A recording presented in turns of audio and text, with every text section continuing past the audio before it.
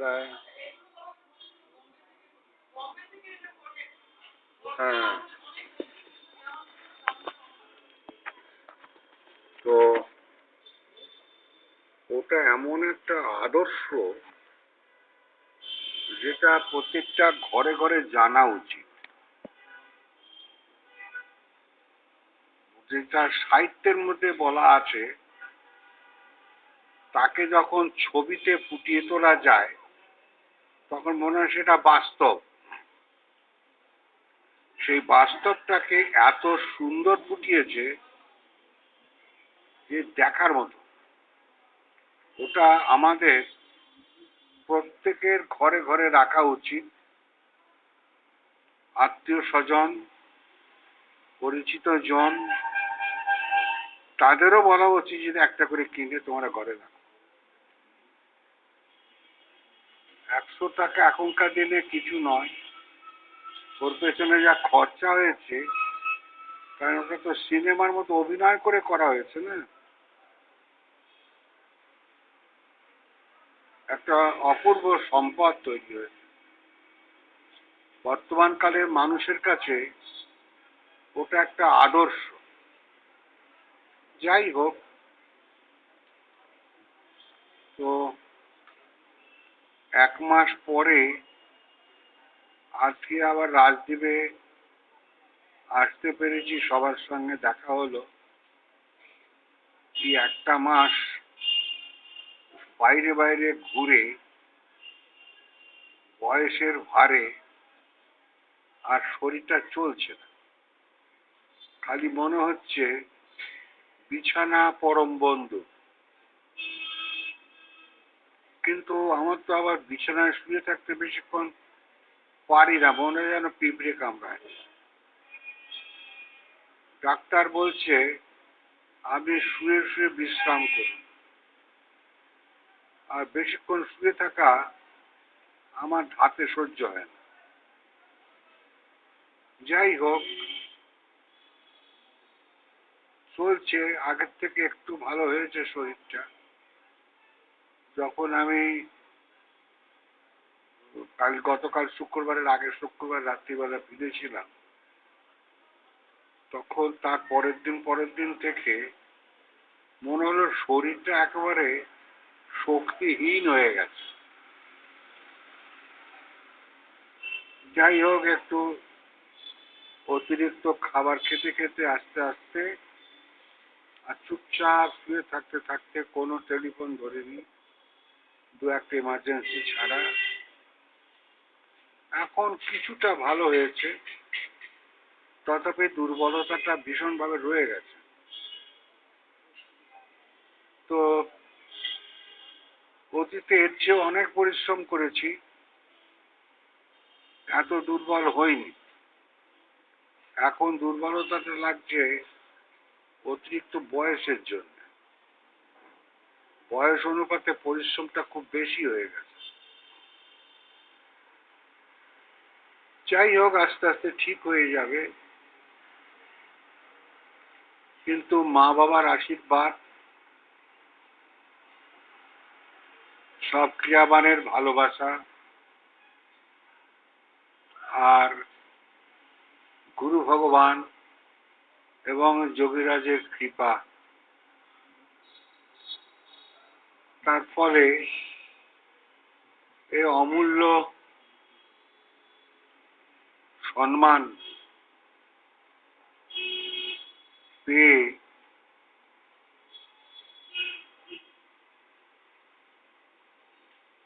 ভালো লাগছে, ঠিক কথাই।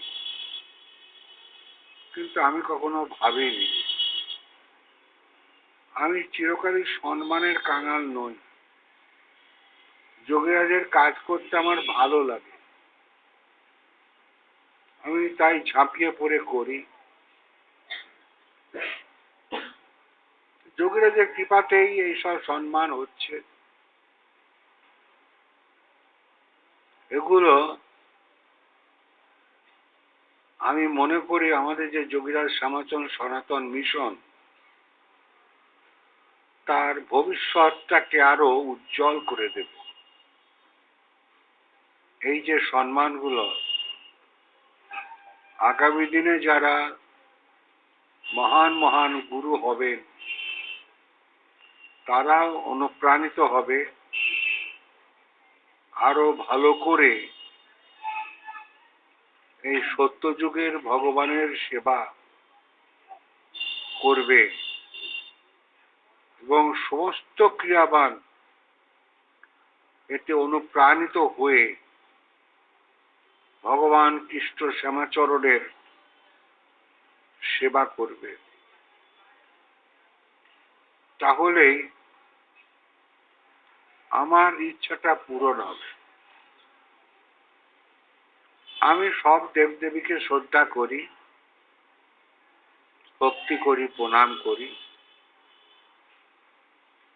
কিন্তু আমার কাছে একটাই ভগবান, একজনই ভগবান, সে হচ্ছেন যোগীরাজ। তাকে নিয়েই সারা জীবন গবেষণা করেছি। তার অবদানটাকে বুঝবার চেষ্টা করেছি। মানব জীবনে মানব সভ্যতার প্রতি তার যে অবদান অতুলনীয়, কিন্তু যোগীরাজের প্রচার হয়নি। এতকাল টিমটিমে প্রদীপের মতো একটা প্রচার ছিল, এখন অনেকটা তোলা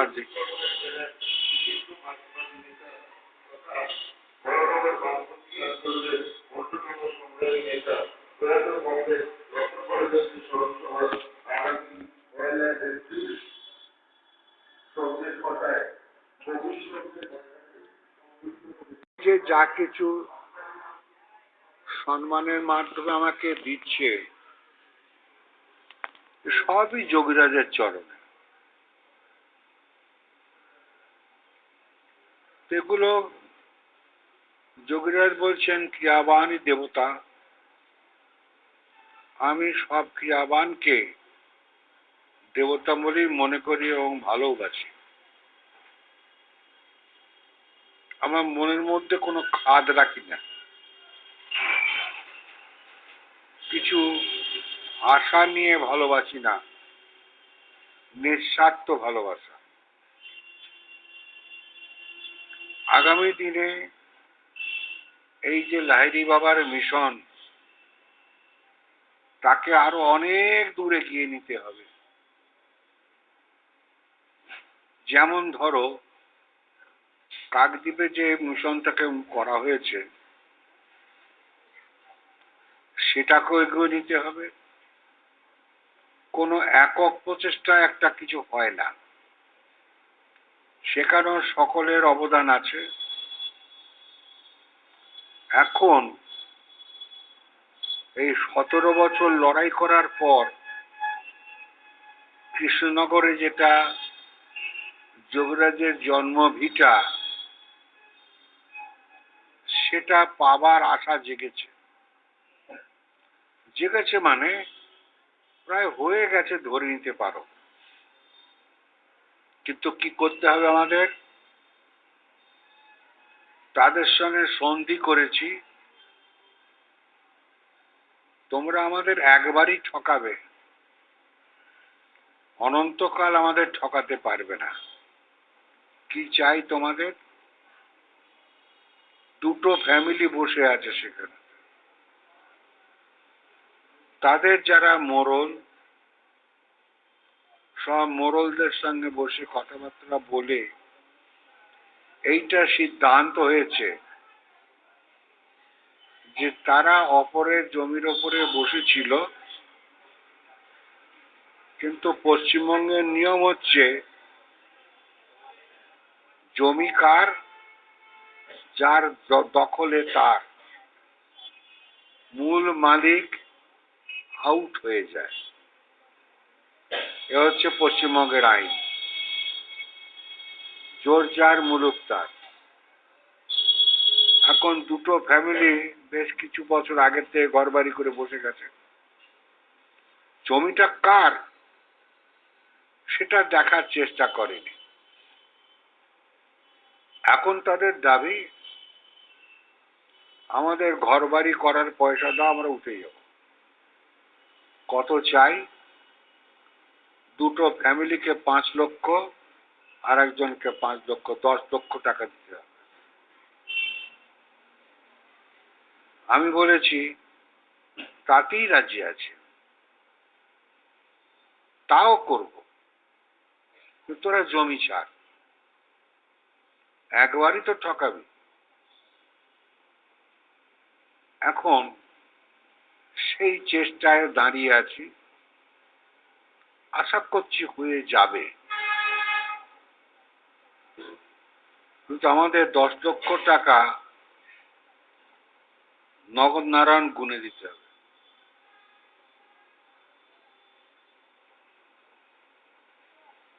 এবার ইচ্ছা আছে, আমাদের কেনা আছে 10 শতক জমি, কিন্তু 10 শতক হয়তো পাবো না, কারণ পাশে আরেকজন সবচেয়ে বড় নেতা, তিনি আবার 3 শতক দখল করে আছেন, বাউন্ডারি ওয়াল দিয়ে ঘিরে রেখে দিয়েছেন। অতএব 7 শতক আমি পেতে পারি, বাকি 3 শতক ভবিষ্যৎ চেষ্টার জন্য রেখে দিচ্ছি। এবার ওই যে জমিটা, তার উপরে আমরা নিছক কোনো মন্দির করব না।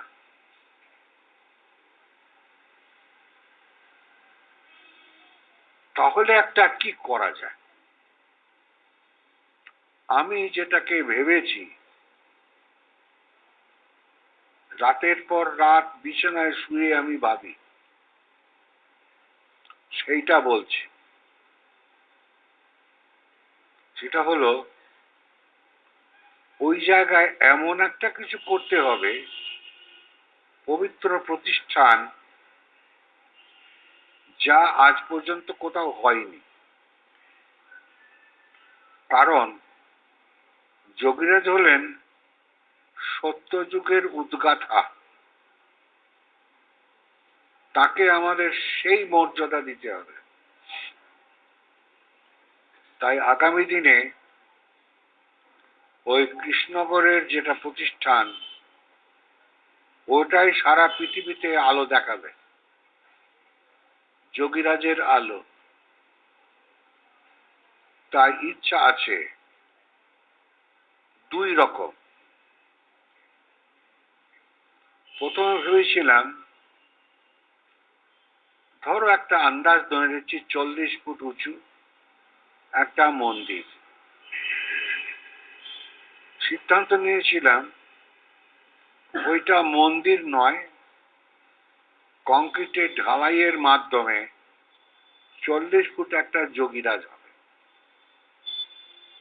তার ভেতরে ফাঁপা থাকবে, সেইটা মন্দির।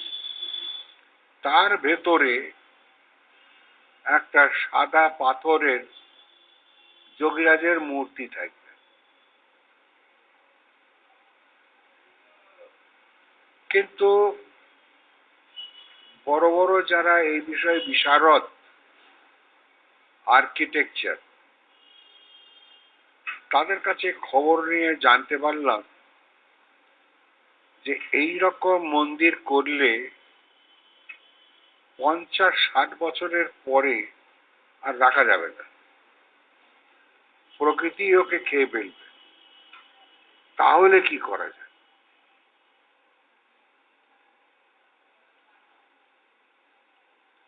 তখন আবার ভাবতে শুরু করলাম। ভেবে ভেবে সিদ্ধান্তে আসলাম যে প্রকৃতির সঙ্গে লড়াই করে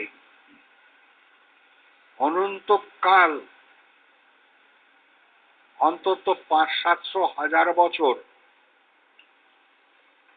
পরমায়ু হতে পারে, এমন কিছু একটা করা দরকার। কারণ যোগীরাজ হচ্ছেন সত্যযুগের পথ প্রদর্শক। তাই আমি ভেবে ভেবে ওখানে তো পাহাড় নেই, তাহলে আমাদের একটা পাহাড় তৈরি করতে হবে। পাথরের বড় বড় স্ল্যাব নিয়ে এসে ক্রেন দিয়ে বসিয়ে বসিয়ে পাহাড় একটা তৈরি করব। সেই পাহাড়টাকে খিলেন দিয়ে দিয়ে, মানে একটার উপরে আর একটা যখন বসছে এখানে ফুটো করে খিলেন থাকছে, সে খিলেনটাও পাথরের হবে। কারণ পাথর এমন একটা জিনিস, রোদে জলে ওকে কিচ্ছু করতে পারবে না। আমি যদি ভেতরে লোহার খিলেন দিই, জল লাগবে, নষ্ট হয়ে যাবে, বৃষ্টির জল। কাজেই একটা ওই রকম পাথরের পর পাথর ফুটো করে করে খিলেন তৈরি করে একটা পাহাড় তৈরি করব। করে এইবার মিস্ত্রি দিয়ে তাকে ছেনি দিয়ে ছেটে ছেটে যোগীরাজের একটা মূর্তি তৈরি হবে। অর্থাৎ ওই যে 20 ফুট 25 ফুট 30 ফুট যাই আমরা পাহাড়টা করি, তত বড় একটা যোগীরাজের ছবি হবে।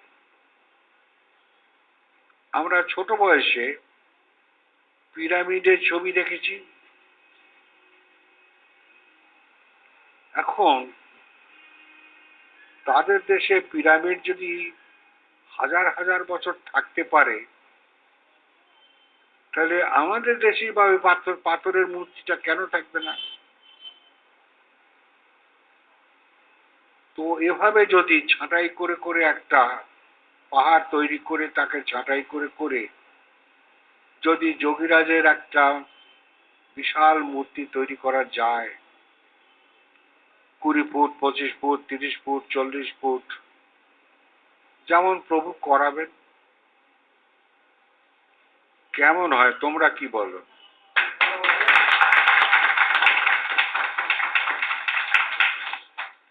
এটা করলে কোনো দামি পাথর দেব না, এই রোদে জলে পড়ে আছে বড় বড় ডাম্বেল, তাকে ছাঁটাই করে নিয়ে এসে বসিয়ে দেব। কিন্তু আমি যদি সাদা পাথর দিয়ে করি, সে ডিসকালার হয়ে যাবে। কোনো রঙের পাথর না, পাথরের যেটা রং সেই রংটাই থাক। যেমন রেল লাইনে যে পাথর দেওয়া হয়, খুব শক্ত পাথর, ওই রকম অর্ডিনারি পাহাড় বিহারে পাওয়া যায়, ওরকম বড় বড় ডাম্বেল অর্ডার দিলে দিয়ে যাবে, বসিয়ে দিয়ে যাবে। তারপরে ওই পাথরের কেটে কেটে যারা মূর্তি তৈরি করে, সেই রকম কারিগর নিয়ে এসে আমাদের করতে হবে। এতে কি হবে, সারা পৃথিবীব্যাপী মানুষ জানতে পারবে যোগীরাজের একটা বিশাল মূর্তি রয়ে গেছে। এবার ওর ভেতর তো ফাঁপা নেই, সলিড হয়ে গেল। ওই মূর্তিটাকেই মানুষ পুজো করবে, যে যার ফুল দেবে, তুলসী পাতা দেবে, বেল পাতা দেবে। ফাউন্ডেশনটা শক্ত করতে হবে, যাতে অত বড় পাহাড় যেটা তৈরি হবে সেটা প্রকৃতির চাপে বসতে বসতে 5 ফুট বসে না যায়। এগুলো ইঞ্জিনিয়ারিং ব্যাপার, দেখতে হবে। আশা করি এই প্ল্যানটা সকলের ভালো লাগবে। এখন ভালো লাগলেই তো হবে না, মনের ভালো লাগাতে তো বাস্তব চলবে না। আমি একটা কথা বলবো, বল।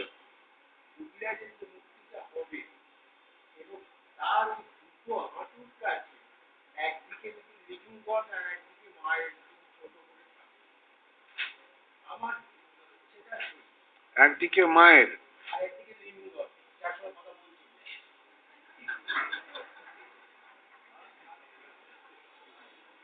এর মাথায় সবসময় দুষ্টু বুদ্ধি করে।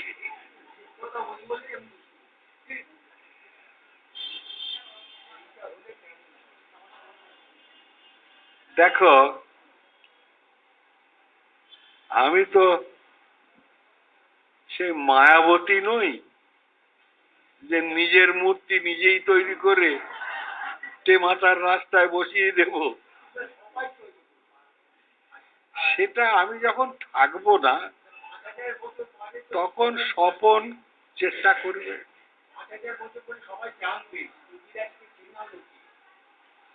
সেটা করবে, কিন্তু আমার কাজ ওই পর্যন্ত।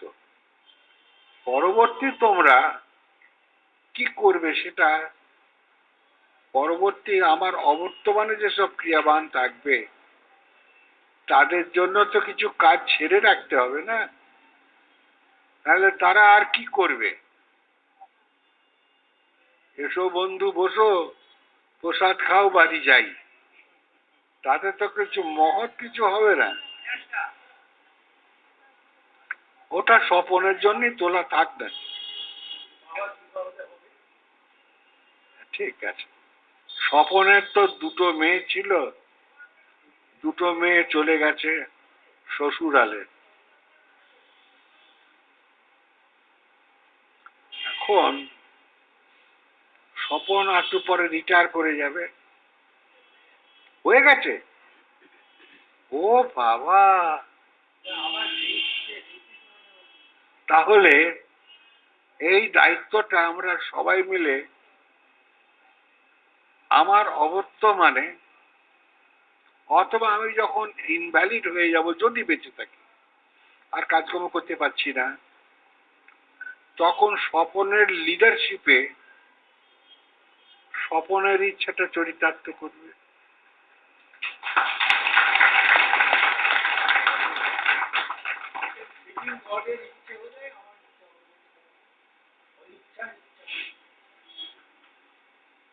এখন এই পর্যন্ত আমার মনের মধ্যে হয়েছে,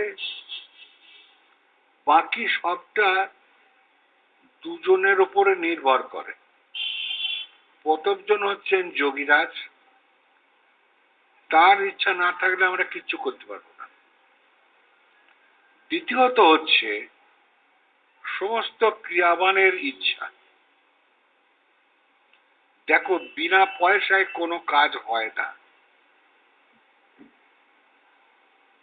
পৃথিবীতে কোনো কিছুই বিনা পয়সায় সম্ভব হয় না। কাজে যোগীরাজকে আমরা এমন ভাবে তুলে ধরতে চাই যেটা পৃথিবীতে এতদিন ছিল না। আবার সেই যে নতুন ভাবে যেটাকে তৈরি করা হলো, সেটাও রোদে জলে মহেন্দ্র দত্তর ছাতার মতন হবে। অর্থাৎ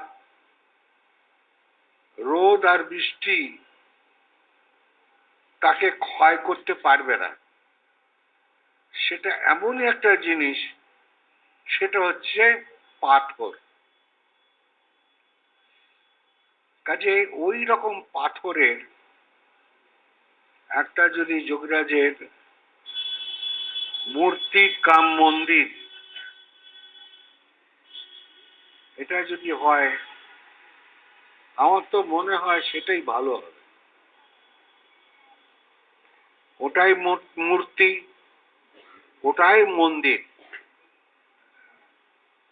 এই যেটা ঠিক আছে তো? তো এইটা এখন মাথার মধ্যে ঘুরঘুর করছে। এবার এর পেছনে আছে অর্থ চিন্তা। আমার তো মনে হয় আমরা যারা হাজার হাজার ক্রিয়াবান আছি, সবাই যদি একটু আধটু হাত ছেড়ে দেয় তাহলে হয়ে যাবে, তাই না? একটু যদি সবাই আমরা সদিচ্ছা নিয়ে পৃথিবীতে কিছু একটা করে যাই,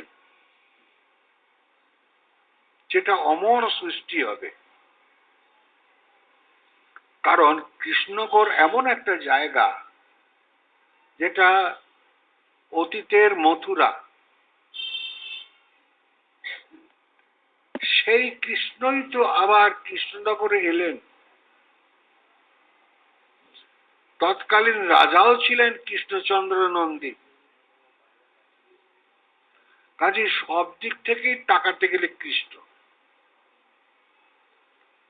ভগবান কৃষ্ণ শ্যামাচরণ রূপ ধরে এলেন। আমি কৃষ্ণ, আমি মহাদেব, আমি চতুর্ভুজ নারায়ণ, আমি আদি পুরুষ ভগবান, স্বয়ং ভগবান। সেই কৃষ্ণ এলেন কৃষ্ণনগরে। তখনকারের রাজা ছিলেন কৃষ্ণচন্দ্র নন্দী, রাজাও কৃষ্ণ।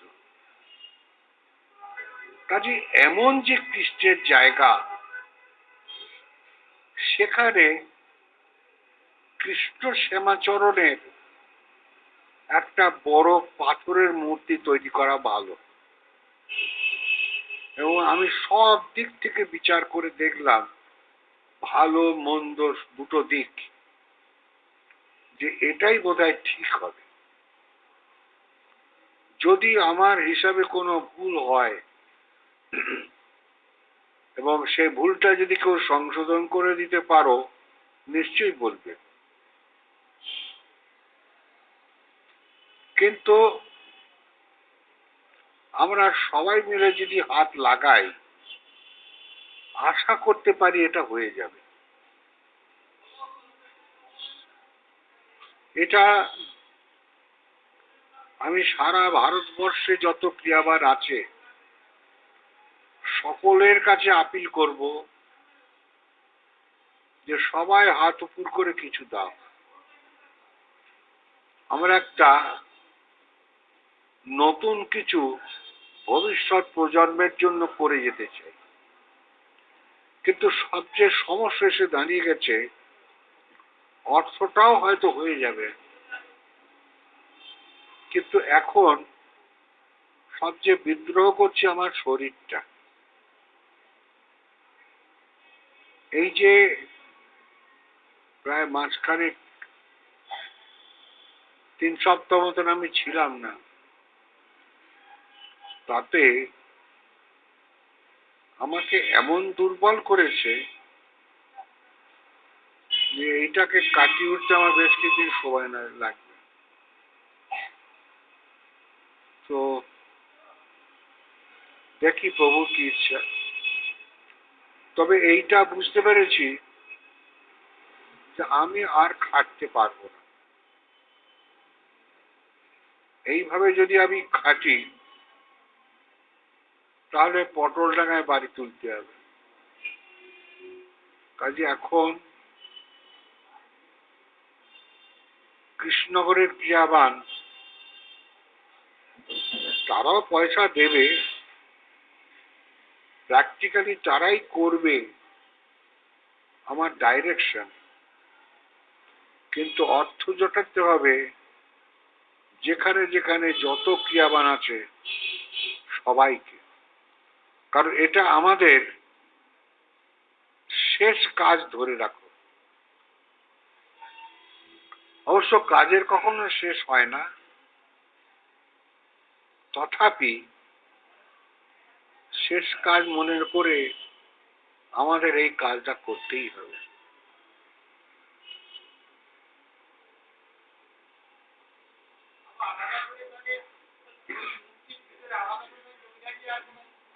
হ্যাঁ,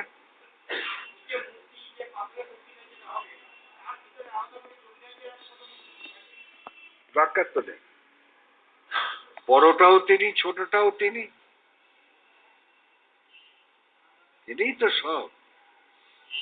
ওই মূর্তির তলায় বেদির উপরে ধরো যদি 30-40 ফুট একটা মূর্তি হয় পাথরের, কি সুন্দর একটুখানি মানুষ চোখে তাকিয়ে ভেবে দেখো তো। তো লোকে গিয়ে ওখানেই পুজো করবে, ওখানেই ফুল দেবে। এবং পাথরের তৈরি করতে পারলে সেটা এভার লাস্টিং হয়ে যাবে।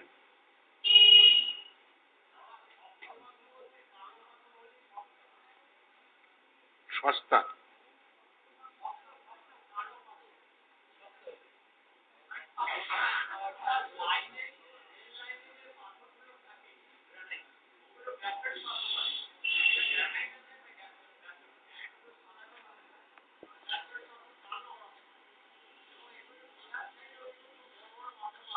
হ্যাঁ, এগুলো বিহার টিহারে পাওয়া যায়। এই যে আমাদের নলহাটি পার হয়ে গেলে ওখান থেকেই পাওয়া যায়।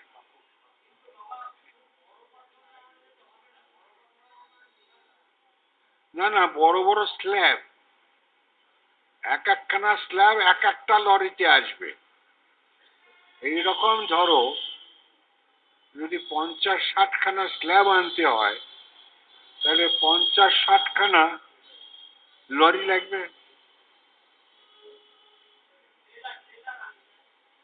এবং ওকে ক্রেনে করে লরির উপরে বসাবে, ওখানেও ক্রেনে করে নিয়ে গিয়ে আবার ঠিক জায়গায় বসিয়ে দেবে সিস্টেম করে। ক্রেন ছাড়া পারবে না। হ্যাঁ, বুঝতে পারলাম না।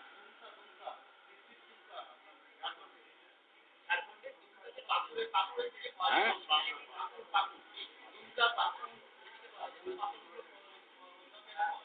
বড় বড় পাথর। হ্যাঁ, ওইগুলোতেই পাওয়া যায় বেশিরভাগই। ওখানে ওই রেলের পাথরগুলো তৈরি হয় ভেঙে ভেঙে। ওই পাথর ভীষণ শক্ত। ওর যদি আমরা স্ল্যাব জোগাড় করতে পারি, আমি ওর সব জায়গাগুলোকে জানি। আমার সারা ভারতবর্ষের সব জায়গায় ঘোরা আছে, জানার আগ্রহ আমার চিরকাল।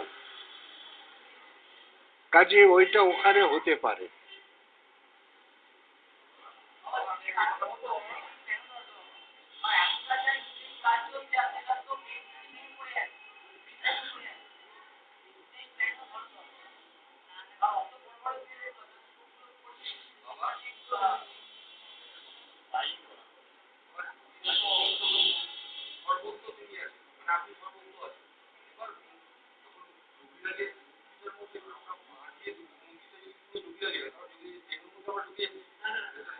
ওর ভেতরে কেউ ঢুকছে না, সলিড সলিড।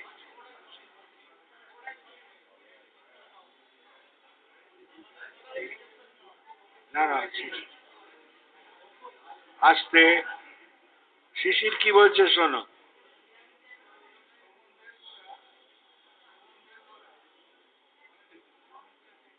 এদিকে এসো, বোঝা যাচ্ছে না।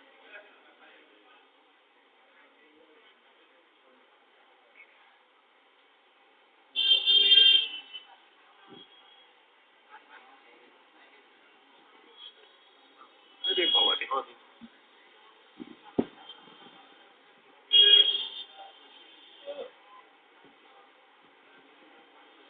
জয় গুরুদেব, জয় জয় গুরুদেব। ভারতে খুব বড় মূর্তি আছে দুটো বলা যেতে পারে। একটা বোধহয় সম্ভব হবে না, যেটা এলোরা। এলোরার মূর্তি পুরো পাহাড় কেটে তৈরি করা হয়েছে। মানে কালো পাথরের বিরাট পাহাড় ছিল, আগে চারদিকে খাদ করে নিয়ে তারপর চূড়ো থেকে কাটতে কাটতে নিচে আসা হয়েছে। ওটা সম্ভব হবে না। এছাড়া যেটা আছে শ্রমণবেল গোড়ায়, শ্রমণবেল গোলা জায়গাটার নাম, বুদ্ধদেবের একটি মূর্তি আছে। হ্যাঁ, মহাবীরের 120 ফুট মতন হবে। এটা সম্ভব হলে হতে পারে যদি বাবার ইচ্ছা হয়। ওটা তো শায়িত অবস্থায় আছে না, দাঁড়ানো অবস্থায় আছে। ওখানে তাহলে ওখানে তাহলে যোগাযোগ করে একটু জানতে হবে যে ওরা কি করে করেছে। সমনবেল গোলা, সমনবেল গোলা সম্ভবত বিহারে, বিহারে পড়ছে। আচ্ছা, কর্ণাটক কর্ণাটক কর্ণাটক কর্ণাটক। হুবলি, হুবলি হুবলি। HUBLI, হুবলি জায়গাটার নাম। HUBLI, হুবলি একটা জায়গা আছে কর্ণাটক। কর্ণাটক ওখানে যোগাযোগ করলে একটা হদিশ পাওয়া যেতে পারে। পাহাড়কে কেটে যদি করে তার লংজিভিটি ভালো হবে। কেন না ওটা বসে যাওয়ার কোনো সম্ভাবনা থাকে না। যদি খালি পাথর বসিয়ে বসিয়ে করি তাহলে ফাউন্ডেশন ভয়ঙ্কর শক্ত করতে হবে। মানে যেমন ধরো 20 তলা বাড়ি হচ্ছে, তাকে ক্রেন দিয়ে আর ওই পাইপগুলোকে বসিয়ে বসিয়ে কংক্রিট করে ঢালাই করে দেয় তলায়, তার ওপরে কংক্রিটের বাড়ি হচ্ছে। সেই বাড়িটা আমি ধরে রাখলাম 100 বছর, কিন্তু এই মূর্তিটা 100 বছর নয়, অনন্তকাল। কাজে এর ওজন আরো বেশি। বিল্ডিংটা হচ্ছে তার ভেতরে ফাঁপা, তার যেটা ওজন আর সলিড হয়ে গেলে তার ওজন পার্থক্য হয়ে গেল। সেই সলিডটাকে আমাদের তৈরি করতে হচ্ছে। অতএব ওই যে সেই ক্রেন দিয়ে পিটিয়ে পিটিয়ে দেখেছো গ্রাম গ্রাম করে শব্দ করে, ওইভাবে আমাকে ফাউন্ডেশন তৈরি করতে হবে। কারণ ওর একটু পরে নদী আছে, ওটা নদীর কিনারা, সে যাতে আবার ভেঙে নিতে না পারে, অনেক কিছু ভেবে করতে হবে। সে দেখা যাক, আমরা এই ইঞ্জিনিয়ারদের সঙ্গে, বড় বড় ইঞ্জিনিয়ারদের সঙ্গে কথাবার্তা বলে আমার আইডিয়াটাকে আমি বললাম আর কি। জয় গুরু, জয় জয়।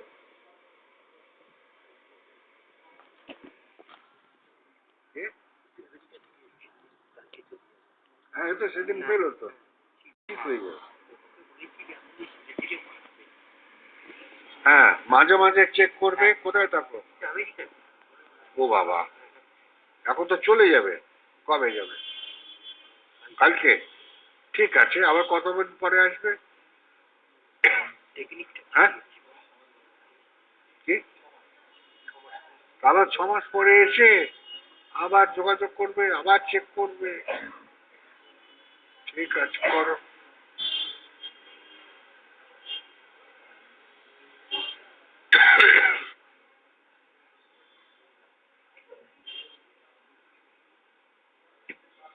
তোমার ঠিকানা আমাদের খাতায় কোথাকার দেওয়া আছে? এখানকার? আমেরিকার দেওয়া আছে? পোস্টাল অ্যাড্রেস দেওয়া আছে? কারণ তুমি তো এতক্ষণ ছিলে না। এতক্ষণ যে কথাগুলো হলো শুনেছ, কৃষ্ণনগরে যেটা যোগীরাজের জন্মভিটা,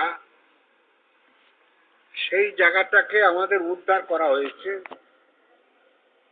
সেখানে একটা বড় পাথরের একটা যোগীরাজের মূর্তি হবে, ধরো 30-40 ফুট উঁচু। তখন সবাই এই জায়গায় হাত বাড়িয়ে সাহায্য করবে, এইটা চাই। যে সমস্ত ক্রিয়াবান বিদেশে আছে তাদের প্রত্যেকের কাছেও আমরা অ্যাপ্রোচ করব।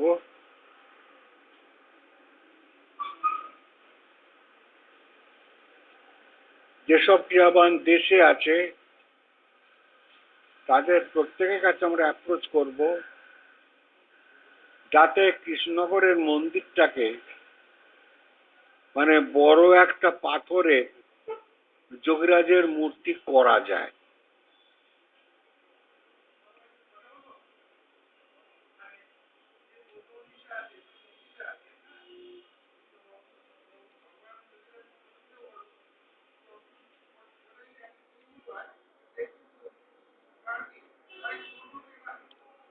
বসিয়ে 120 ফুট করতে পারবে না, কারণ ও মাটির তলায় দেবে যাবে।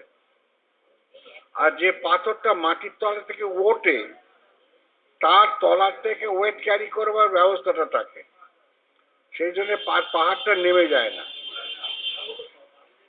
কিন্তু আমাদের পশ্চিমবঙ্গে পাহাড় পাওয়া যাবে না।